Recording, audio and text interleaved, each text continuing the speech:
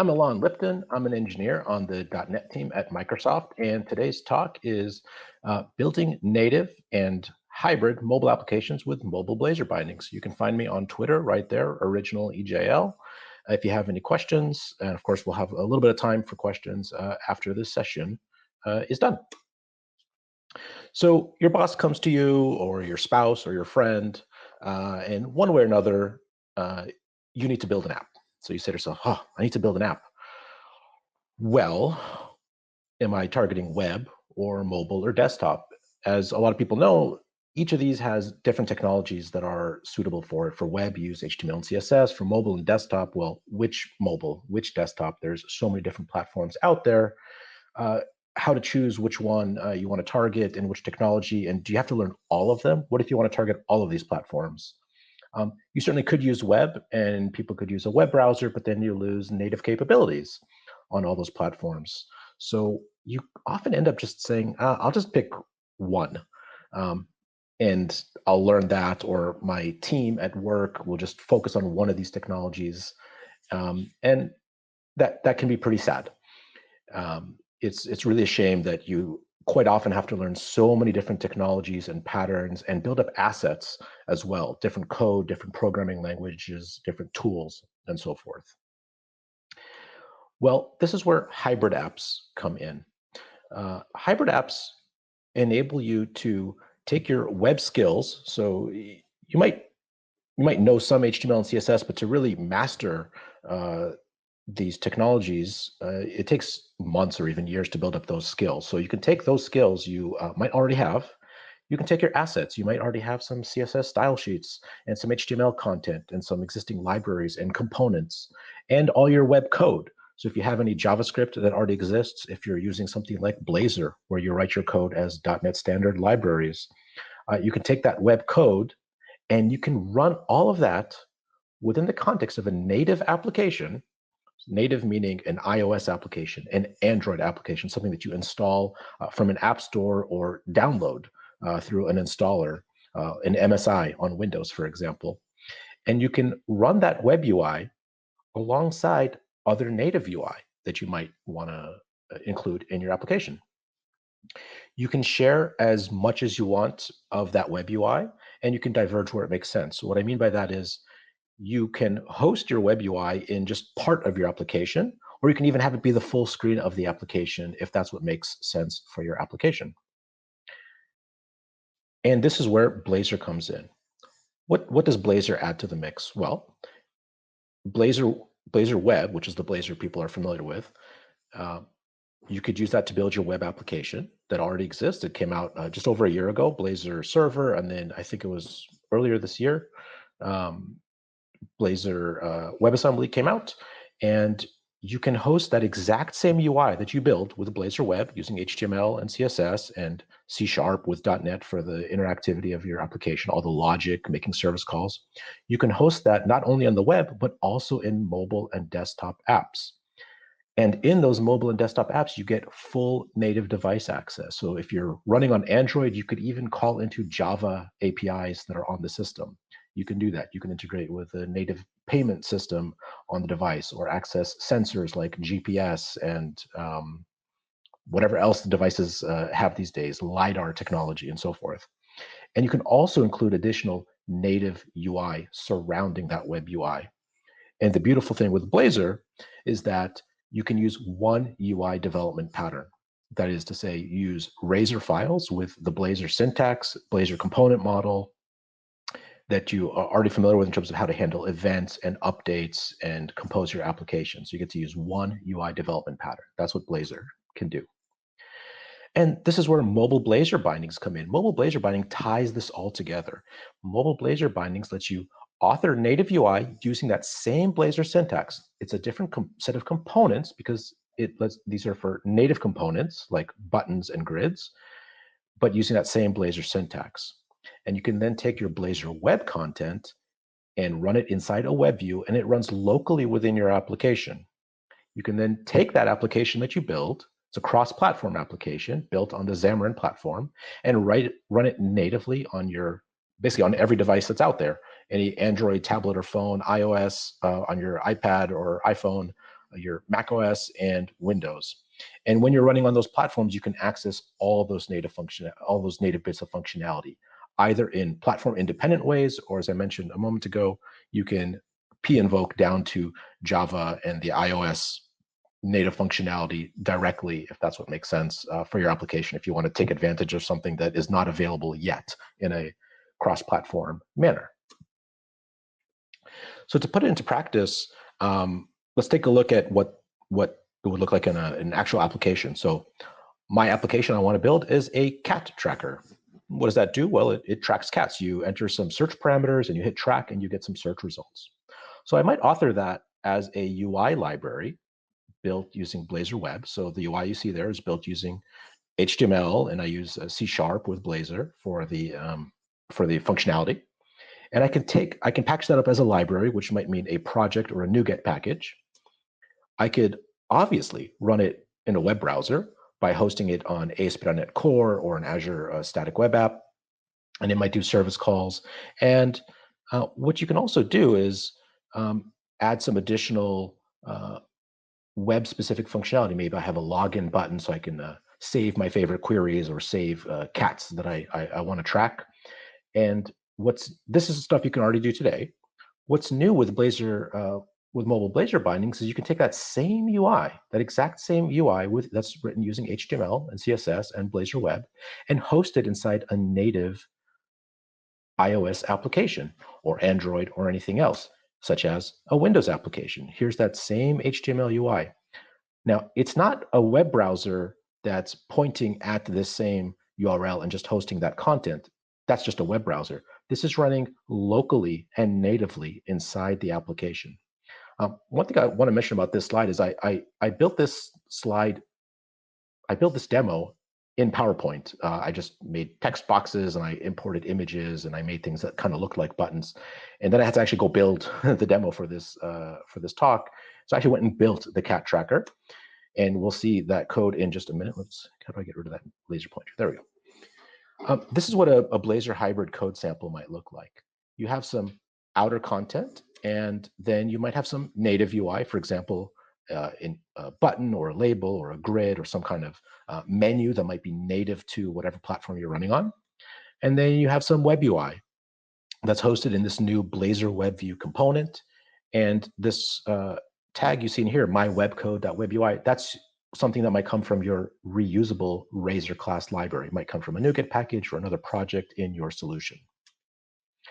And with that, let's jump over to the demo and see the cat tracker hybrid app. As I mentioned, you can find it on my GitHub, github.com/elon/cat tracker demo. You can download the source code and run it for yourself.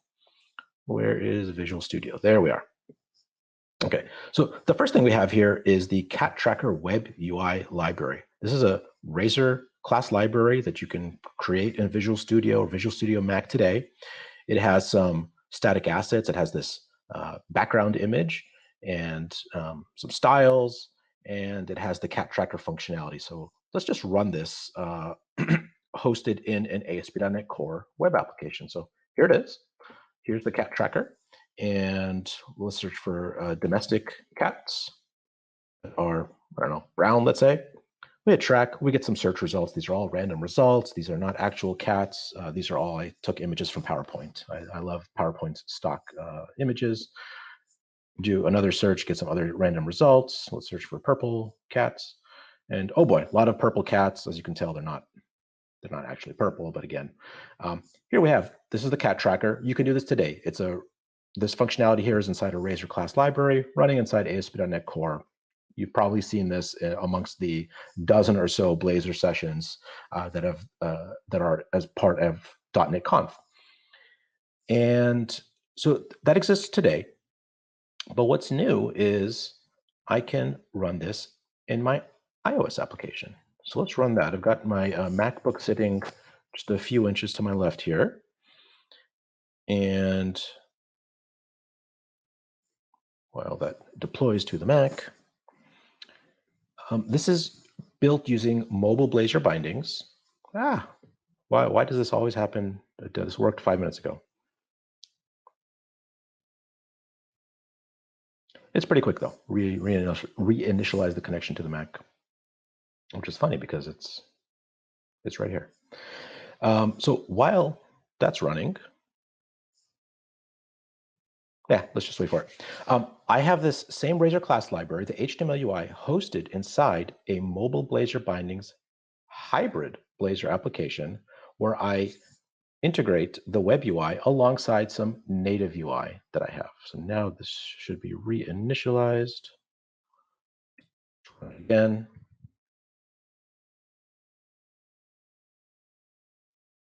Question is, do I need to kill this? Yeah, that's running. Well, let's run the Windows one. Good thing this is cross-platform. Oh, there it is, the iPhone one. There it is. And that's a little narrow, so I can actually rotate this and make a, ooh, there we go. Look at that. Big, giant, sideways iPhone. And I can do my same search. So I can search for, let's say, domestic cats that are, I don't know, orange. And this is HTML UI right here, where you have this cat background. And this is some native UI up here on top. But now we're going to see something different. When we were running in the browser, this is showing the results as some HTML UI. That's what I chose to do inside my web application. Obviously, in the web, it's natural to use HTML for everything. Here, I chose to do something a little bit different. This is slightly different UI that I have here. Maybe I can dock that there and dock that there. This is the same application, but here I chose to render the results as native UI. Maybe I want to integrate with additional functionality, for example, get the user's current location to get a more accurate reading as to the distance away that these cats are located. And of course, I'm on a Windows on a touchscreen device here, so I can actually touch, and I can go track again and maybe do another search and so forth. And so I got to reuse this functionality, but what does it actually look like? So, well, this is Blazor web content. So anything you've read or learned about Blazor in the past several years, from all the way from the previews, works here exactly as you would expect. I have an edit form. I've got validators in here. So if I hit track again and I clear out this text here and try to hit track, we get validation errors just as you would expect. Other things, for example, if I set here on the fancy cat tracker, if I set a breakpoint and I hit, oh, let's get the Windows one running. I can set a breakpoint, whether this is running on Mac or Android, all works exactly the same. Here's the native Windows application. And so, oh yeah, here, let's look for wildcats that are black. And hit track. And now we hit that breakpoint. And you could debug it just as you would, any application. And there is, that's from PowerPoint. If you want that image, you can get that from PowerPoint. All of these images are from PowerPoint. Beautiful stuff. So how did I actually host that? So we have here this reusable library, and I host it as a project reference inside my ASP.NET Core web application. And then I have my native cross-platform UI right here. And if you remember the slide from a few moments ago, we have some native UI up top. Oh, that's not the native one. Let's look here. So we have this Cat Tracker 9000 with a track again button. That's native iOS UI. That's right here, label and a button. And then I have some web UI right here. This is that web UI. It's not directly that web UI, but it is hosting that web UI from that shared class library. And then when I hit that search, if I enter some random data there and I hit track, oh, no results match. Let's add a little bit more text there. There, I found Momo, that is an orange cat 85 kilometers away. That is hosting some additional native UI that I wrote using Mobile Blazor Bindings. So for example, this cat results component, that's located right here. And here it has a native image with native labels, with all kinds of text. You can set, styles, whatever you want when you're building your UI. And that cross-platform native UI and web UI is then hosted in Android, iOS, macOS, and Windows. And so in this one solution, I'm targeting, well, essentially an infinite number of platforms because I have web here. But in terms of native applications, I have 4 additional targets here where I can choose to add any additional functionality I want, such as using, as I mentioned, sensors or payment or authentication, whatever you want on those platforms. It's all right there. So how does it work? Well, on the web, we saw it's just plain old Blazor. well, Blazor's not that old, but it's the Blazor that if you've used Blazor before, it's what you've been doing, using HTML and using things like state has changed, the Blazor component model, dependency injection, and so forth. On desktop and mobile, the code all runs locally on the device. Even though there is some web content in here, what if I go back here? This is web content. This is running on the device. If I disconnect network or anything like that, well, if I'm making a web API call, let's say, to get cat information, obviously that would fail. But all the UI itself is running locally on the device. No network, no web server, nothing of the sort. All Blazor code, and this is a normal Blazor thing, is compiled to C# and runs in the process. It's not like the web code is running in some out of proc thing with some marshalling or serialization or gRPC or RPC or anything of the sort happening. It's all one big application. It's just that some of it renders as web UI, let's say what's here, and some of it renders as native UI. But it's all one application, which means you can share any state you want across the application. So let's do a slightly deeper dive into that.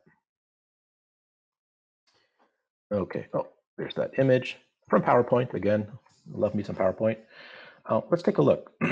So in this application, we have this initial page where we can do a search, and then I can hit track and then some search results. And I chose to show these as native UI. Well, how do I do that? Well, the main page, as we saw, has some native UI over here, and then some web UI, and then some more native UI down below. Well, the way I share state, which is common in Blazor applications, but though you don't have to follow this pattern, but it works really well, is using dependency injection. So I have this tracker state class. And it's just a regular class. It doesn't implement any particular interface. It doesn't, like I said, there's no marshalling or binding. It's just a class. If you want, you could have a global static. Probably not a great idea, but you could just have a global static if you wanted.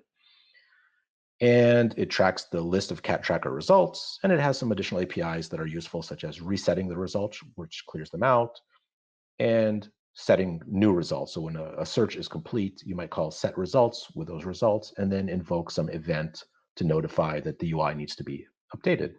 So that's my service. I register it as a singleton in the application startup. And again, if you've done any Blazor before, this looks totally familiar to you. You've seen this dozens, hundreds, even thousands of times. So I then want to consume that service from my application. Well, Blazor has this @inject keyword here. So I get to inject the tracker state. And the rest is just boring old UI code. And I love boring code because you look at it and it's very obvious what it does. I've got a Blazor web view. It says, show me if the tracker results are null. That is to say, if I don't have any results yet, show the web UI here that has the search query. And when I click track, once I do have search results, is visible will be false on the web view. And then instead, this will trigger and I'll show the results. What results will I show? Well, I'll use that same tracker state service and pass its results along to this cat results functionality that I have here. But how did this get hydrated? Who hydrated the tracker state service with the search results? Because I'm not actually passing that in anywhere into my web UI. How does it communicate that? Well, I host the web UI in this one additional layer here that I put in, where I inject that exact same service. And so here, this is HTML here. So if I could put, so I could say hello.net conf cat lovers, or cat seekers, because we're trying to track cats. When that is complete, it'll call my onTrack complete. When a search is complete for tracking cats, it'll call onTrack complete. And actually, let's set a breakpoint here. I love deviating from my demo routine just a little bit. So I set a breakpoint and we'll debug. The Mac connection hasn't gone south for some reason. Let's get that running. And when that track complete event gets called, I go to that tracker state service and I say, I got some results, set those, and refresh the UI for that. I think what it is, I think when I'm sharing my screen, that is what kind of makes everything a little pokey. So let's get that, let that run. There we go, started. I'm not used to using the iPhone simulator sideways, but that's fine. So we should see here this new header that I put here, because it's just HTML. So here's that text that we put there. And now when I search for, let's say, feral cats, wild cats, and let's say they're orange, hit track, cat tracker web UI function. Oh, so this is, remember I set this breakpoint earlier. So this is actually doing the quote unquote search. If you look there, it's all just using random numbers and whatnot. By the way, I'm on Windows debugging the iOS simulator that's running on the Mac that's 6 inches that way. So that's kind of how wild this is. And so the search has complete, and now the tracker results. Let's see, there's an array here or list of 17 cat tracker various results. Again, they're all just various random numbers. And I go to my service, and I can step into that on here, and it sets the results. So now I have those 17 cat tracker results, and then I invoke state has changed. And the UI updates, and I'm not going to count them because 17, that's a big number, but trust me, there's 17 cats all located here, all found using shared state. Some of my UI is web, some of my UI is native. It's all one big, happy, big Blazor UI functionality. And I ran the same code on the web as I did on my iOS device, and the same could be run on macOS with native macOS. This would be rendered as macOS UI while using my web skills. So notice here, as I rotate the UI scales, because this is just using CSS, and you could use things like media queries, any CSS functionality or HTML that you want. This is just a little browser view, actually, including this here, because remember, this is a little header that we added right here on top. Okay. I think it was 2 weeks ago, or just 13 days ago, we released Mobile Blazor Bindings Preview 5, which lets you build all of these things that I just showed. And I mentioned that that cat tracker demo, you can download that from my GitHub, and it's built using Mobile Blazor Bindings Preview 5. Some of the new things that we added in Preview 5 were the ability to use Razor class libraries that host Blazor Web UI, including those static assets, things like images and CSS. And that came from community contributor Jan Willem. I will not say your last name. I know you're watching and you'll just be disappointed, so I'm just not going to say your last name. But that was a huge contribution from a community member. And then some other great community contributions were Skia Sharp support, so you could do rich 2D graphics and animations rendered on a canvas, and Blazor URL-based navigation that integrate the Xamarin Forms shell along with Blazor's at-page navigation. And those came from Lachlan, who's out in Australia. And then lots of other features, gesture recognizers for swiping and pinch functionality, dual screen support for devices such as the Surface Duo. Check out that blog post, info on how to download. Runs on, you can Visual Studio for Windows, Visual Studio for Mac. Takes just minutes to install the project templates, and you are up and running. That blog post has some additional information. Taste of what's coming in the future. Jan Willem, who I mentioned a moment ago, is looking at auth support. He just showed me, just prior to the session, showed me that he got it working on iOS and Android and macOS, actually. So he just has, I think, Windows maybe to do. Okay, Jan Willem, I hope you're press pause on this video and get that up and running, please, because that would be super awesome to have for the next preview. And Lachlan, our other major community contributor, mentioned he wants to work on templated control support. So if you have large lists and you want them to render efficiently and easily on devices, he's going to be looking at that, or he mentioned he might be interested in that. And even looking at things like HTML-only apps. So I want the Blazor hybrid experience, but my entire app is written, the UI is written using HTML without any additional native UI. So that's also a scenario that I've heard from some people is useful. Beyond that, I'd love to hear what is it that your app needs, your dev team, your scenarios, your customers. What is it that you need out there from a project like this? Because this is something that I think is super exciting, taking Blazor not just from the web, but putting it really everywhere. And with that, .NET Bot does a mic drop, and thank you for joining. Thank you very much. Thank you so much, sir. That was a great demo. We actually have time for one question. Perfect. All right, let me bring it up here. And that Yeah, question I'll, is I'll be on Twitter as well afterwards. yes, I was So going to say there's actually three questions, but we'll answer one question right now. perfect. So actually, I went to the wrong one. Oh no, this is the correct one. My apologies. Metro developer is asking, do I need to make any platform specific changes on the Blazor class library project besides binding in order for it to run in all platforms? No, it's a completely. If I go to, let me stop the debugger here. Yep.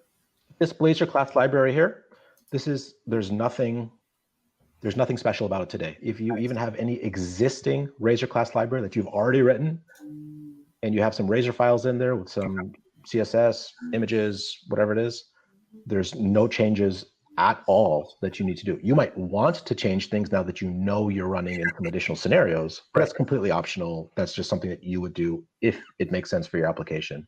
But you could take, presumably at least, any existing Razor class library that you have written, maybe it's a third-party one, and run it using Blazor Hybrid and run it locally and natively on any device, any platform. Right. And actually, that's one thing that I really love about the code here and the approach is that you can take your existing skills, apply them to something else, and then just take over the world with cats. Yes, absolutely. Yeah, I come from a web background, and so for me, this is super exciting. It's like, I know other people might want this, but Right. I want this. I need this to build my applications. Trust me, like you and I go a long way back from ASP.NET, right? Oh yes. And so it's like, so this is like, I can do this. I got the right skill set.